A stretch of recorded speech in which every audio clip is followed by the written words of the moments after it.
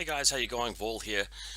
Alright, I know some of you guys play in ITS tournaments and other wargaming tournaments, and in this video I want to give you 10 tips for better preparing and better enjoying and behaving at ITS Infinity tournaments. And we'll just go through a list. Hopefully I won't spend too long on everything.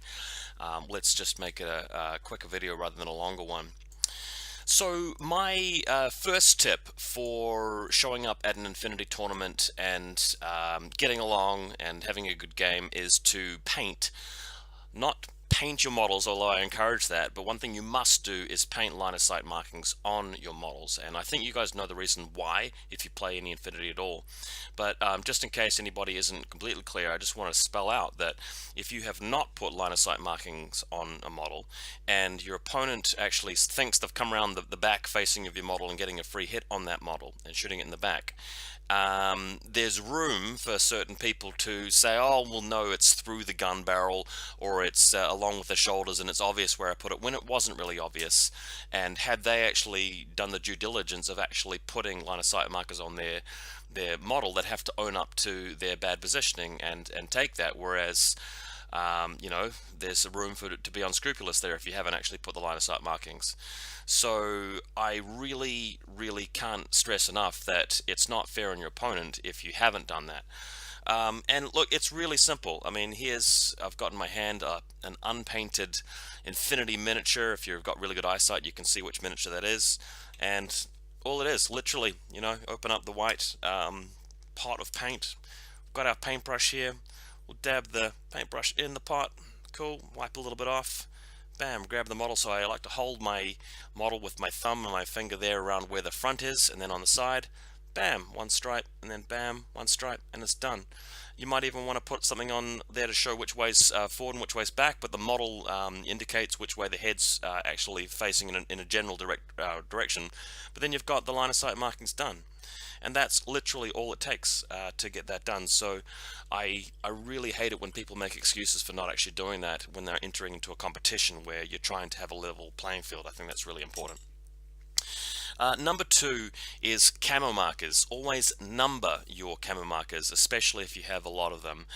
A lot of the printed camo markers already have that on them.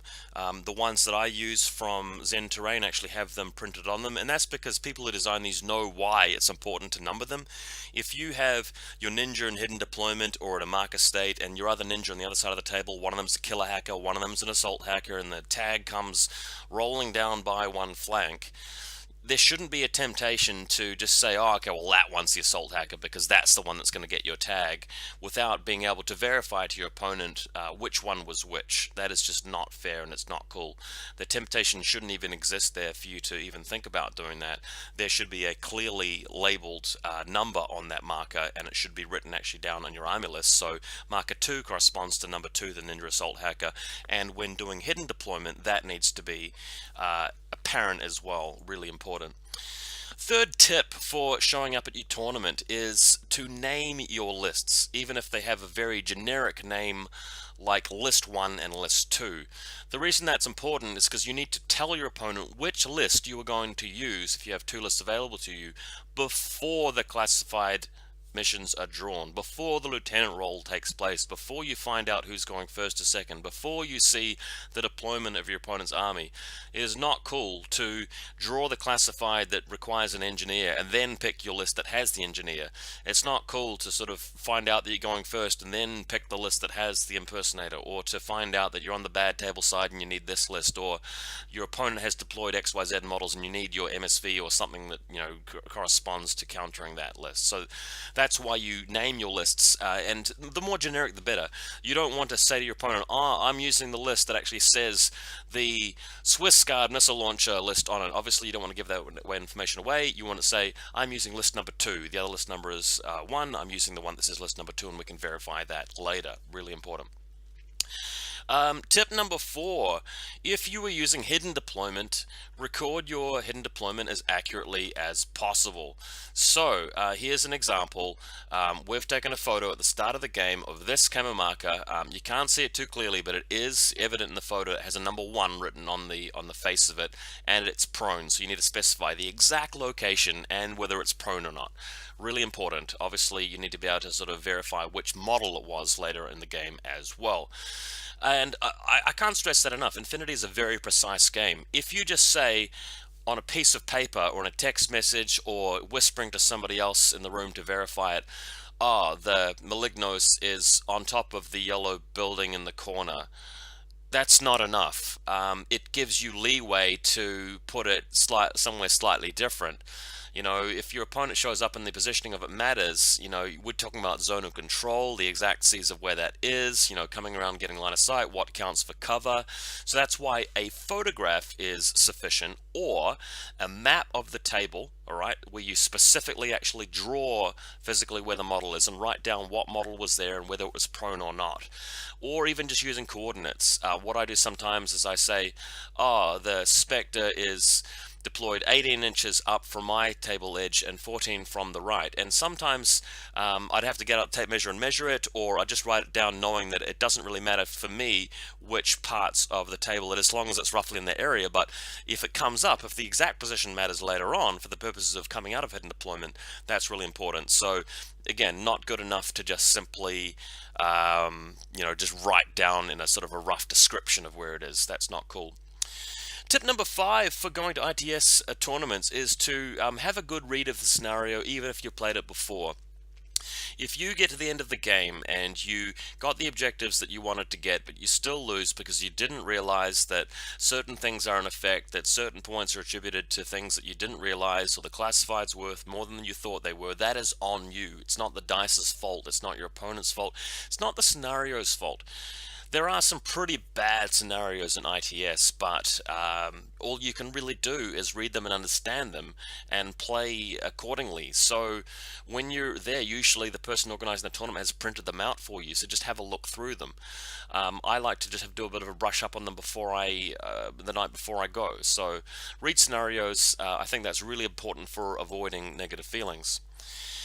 Tip number 6 is that a lot of people feel emotionally invested in tournaments because they've shown up and they've painted their armies and it matters to them how well they do, and they don't like other people taking advantage of them. So when they get into a scenario where the rules aren't explicit immediately about how to interpret what to do, sometimes ugly situations arise. And my advice here and my tip here is to just resolve rules disputes as calmly as you can. Do not raise your voice at your opponent. Do not say flatly, "Oh, you're wrong."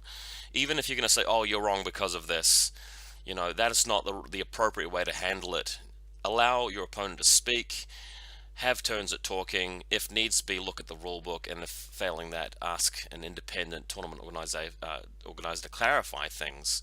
Importantly, at the end of the day, you want to win because you played better, not because you managed to rules lawyer better, or you managed to get the benefit of a situation where people didn't really understand the rules as well as they could have going into the game.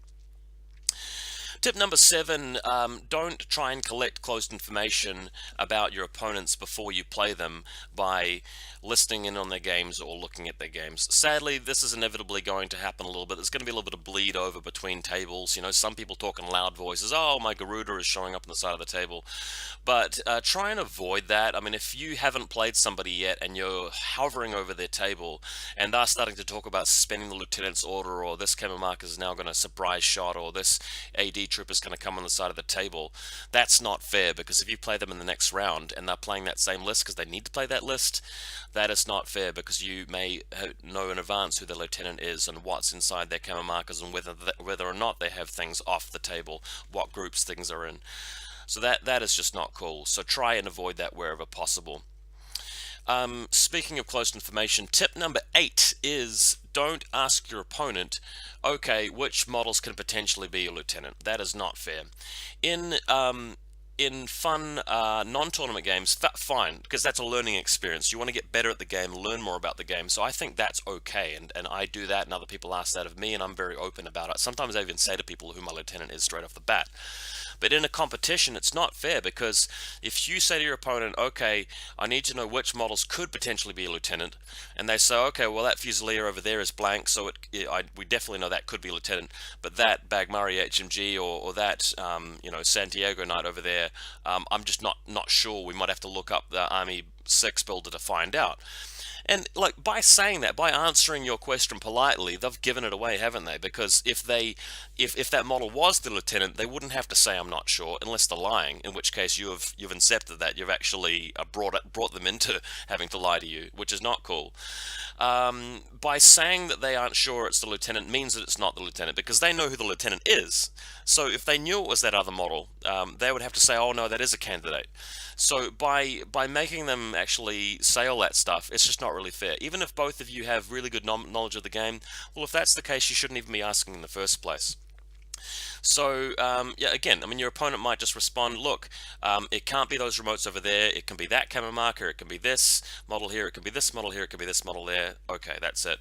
And that'll come up a lot of the time, but it's not fair to try and bring that out of your opponent.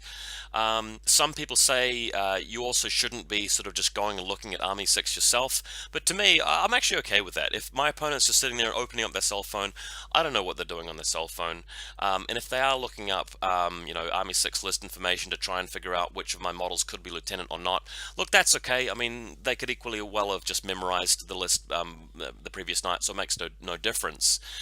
Or the faction, I mean. So that's fine, but asking me to try and angle shoot and get that information out of me and actually give some hints, some tells about which models I think is the lieutenant, I don't think that's fair. Tip number 9, obviously tournaments are difficult, tournament games are hard, Infinity is a difficult game, so sometimes you're going to have to think quite a bit about your deployment and about the decisions you make. But if you take too long and if you spend too much of the game thinking, it might mean that the game has to be called short and you don't get all 3 turns played, which is not really fair for your opponent, especially if your opponent loses as a result of not getting to play their last turn. That shouldn't be happening. I still do encourage people to think about their deployment and think about their important decisions, and by all means take a few minutes. But if there are several occasions coming up through the game where you are second guessing yourself and you're dragging it out, that's just not really fair. My rule of thumb really is that if you have identified a viable course of action and all you're doing is, spending a long time trying to think if there's anything slightly better, then that's where you need to sort of just hold off and go with the plan that you do have.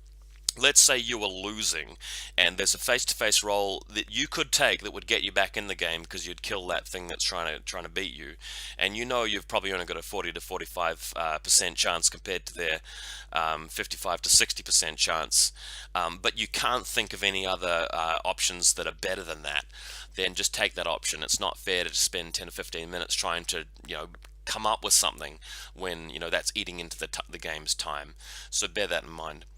And last tip for playing in tournaments is about sportsmanship and about being, a gracious winner or loser.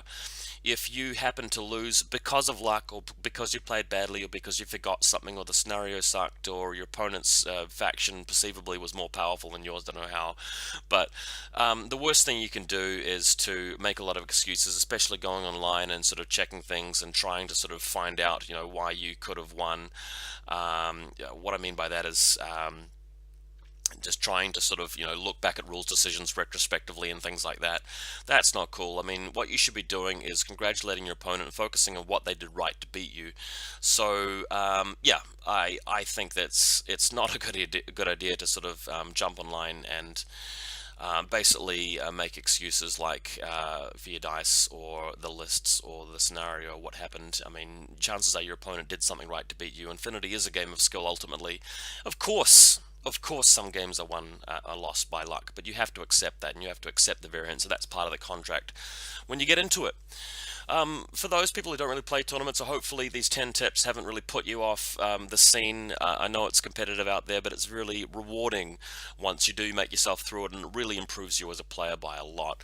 So hopefully you guys keep enjoying ITS. I really love going to competitions, but keep these 10 tips in mind.